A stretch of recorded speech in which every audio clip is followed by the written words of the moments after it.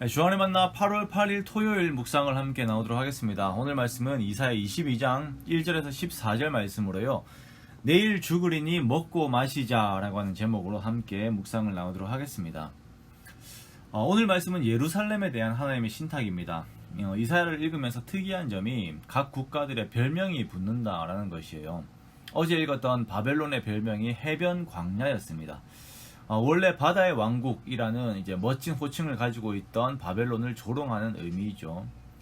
오늘 예루살렘에 붙여지는 별명은 환상의 골짜기입니다.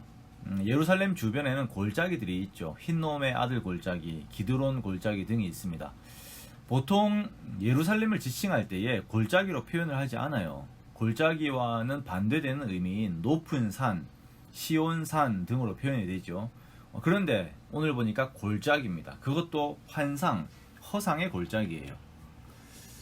오늘 본문에서 보여주는 이렇게 예루살렘의 이미지는 환락입니다.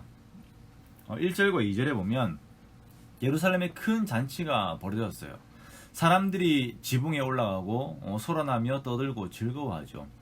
자, 이렇게 예루살렘이 즐거워하는 이유는 퇴각하는 아수르 군대를 보면서 가지는 기쁨과 안도감의 표현입니다. 사네립의 아수르 군대가 예루살렘을 포위했을 때에 히스기야는 그에게 상당한 공물을 바쳤습니다. 이 공물을 받은 사네립은 군대를 철수시켰어요. 자, 이 모습을 보고 이제 예루살렘에 안도가 왔다, 평안이 왔다라고 즐거워하고 있는 모습이 1절, 2절에서의 잔치들의 모습인 것입니다. 그러나 이러한 사네립의 철구는 일시적인 것이었습니다. 이 잔치의 모습은 마치 바벨론이 교만하여서 잔치와 행락 속에 있다가 페르시아로부터 멸망당하는 그림과 비슷합니다. 마치 예루살렘의 능력으로 이들의 외교력으로 인해서 아수르가 물러간 것처럼 안도하고 있는 모습이 골짜기에서 환상만 보고 있는 모습과 동일한 것입니다. 하나님의 사람들은 하나님의 지혜로 말미암아 시온산과 같은 높은 곳에서 세상을 바라볼 줄 아는 해안을 가진 자들입니다. 그 안목 가운데에서 자신이 서 있는 자리에 대한 판단을 하게 되죠. 그러나 육신의 욕망에 빠져 있는 자들은 골짜기에서 아무것도 보지 못하고 오직 환상 속에서만 있는 자들과 같습니다. 거기에서 사리를 분별할 줄 모르고 웃어야 할 때와 울어야 할 때를 판단하지 못하는 자들이 바로 골짜기에 있는 자들입니다.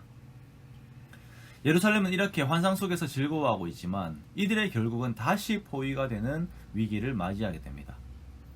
사네립에 의해 다시 포위가 되는 날에 그때 유다를 가리우고 있던 환상, 그 무지함이 벗겨지게 됩니다. 자신들에게 닥친 위급한 상황이 잔치해야 할 때가 아니라는 것을 깨달으면서 행하는 그 일들이 있는데요. 첫 번째가 뭐냐면 전쟁 준비를 그들이 하는 것이에요. 자신을 포위하는 적들 앞에서 전쟁 준비를 하는 것, 자신들의 무기들을 정비하고 성벽을 정비하고 수로를 파서 물을 공급을 용이하게 하는 것이 무엇이 문제인가? 일상적인 방법으로는 이렇게 하는 것이 맞죠. 그러나 하나님께서 이 상황 가운데서 원하시는 것은 이러한 인생의 위기들로 인하여 예루살렘의 눈이 하나님을 바라보고 그 앞에서 회개하며 그들이 짓던 죄에서 돌이키기를 원하셨던 것입니다. 전쟁 준비를 하는 예루살렘의 태도를 두고 11절에 평가하기를 이를 행하신 이를 앙망하지 아니하였고 이 일을 예적부터 경영하신 이를 공경하지 않았다라고 이렇게 말씀합니다. 이 역사를, 이 모든 상황들을 하나님께서 이끌어가고 계신데 삶의 위기 속에서 계속 회개의 메시지를 하나님께서 던지시는데 끝까지 회개하지 않는 것이에요. 12절에 하나님께서는 이들에게 통곡해라, 애곡하며 머리털을 뜯으며 굵은 배를 띠면서 회개하라 라고 하였는데 이들이 하지 않습니다. 오히려 이후에 요나서에서 요나가 아수르의 수도 니느웨에 하나님의 경고의 메시지를 전달했을 때에 아수르는 회개했어요. 왕까지 금식을 선포하고 굵은 베옷을 입고 제위에 앉습니다. 그런데 오늘 예루살렘은요, 더 잔치를 하면서 내일 죽으리니 먹고 마시자라고 말하는 것입니다. 하나님께서 죄악으로 인하여 멸망으로 가고 있는 그의 백성들을 돌이키기 위해서 그 길로 가면 죽는다라고 경고하실 때에 내일 죽으리니 먹고 마시자라고 말하는 이 태도는 철저하게 하나님을 경멸하는 태도이죠. 그래서 14절에 아주 무서운 예언이 등장합니다. 만군의 여호와께서 친히 이사야의 귀에 들려 이르시되 진실로 이 죄악은 너희가 죽기까지 용서하지 못하리라. 주 만군의 여호와의 말씀이니라 라고 말씀하세요. 하나님께서는 예루살렘에 회개할 기회를 주셨습니다. 그러나 예루살렘은 하나님을 조롱하면서 용서받을 기회를 발로 차버렸습니다. 이 얼마나 안타까운 일입니까?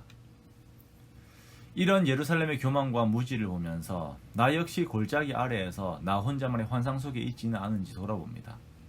내가 보지 못하고 있는 죄를 하나님께서 지적하시면서 돌이키라고 하실 때에 그 말씀에 대한 태도가 혹시나 예루살렘의 모습과 같지는 않은지 다시금 나 자신을 돌아봅니다. 우리는 하나님을 두려워해야 합니다. 그리고 하나님을 사랑해야 합니다. 즉 우리는 하나님을 경외해야 합니다. 모든 교만을 버리고 환락을 버리고 하나님을 가리우게 하는, 그리고 내 처지를 보지 못하게 하는 내 눈을 덮는 모든 것들을 버리고 주님 앞에서 우리의 삶을 돌아보아야 합니다. 그리고 다시금 하나님께로 돌아가 하나님과의 깊은 관계 속에 들어가야 하는 것입니다. 하나님의 품에 모으십시오. 골짜기가 아닌 시온산에 올라가십시오. 거기에서 하나님과 함께 거룩에 머물고 참된 평안 속에 거하시기를 주님의 이름으로 축원합니다.